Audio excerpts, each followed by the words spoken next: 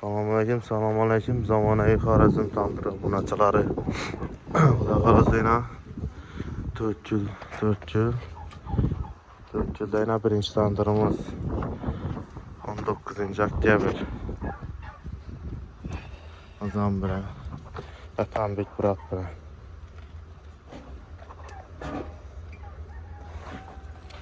Keriz bas, keruch bas jarayonida.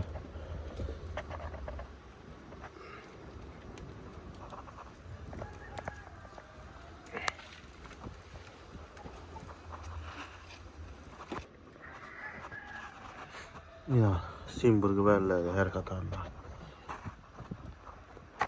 Endi ko'yladi simburgu. Yomon tutun yomon. Ting mana Atanbek. Voy. Bunachilar.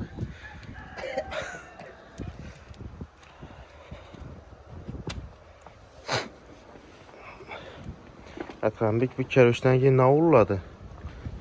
Mayıllar. Necha qator ulladı? Şakar.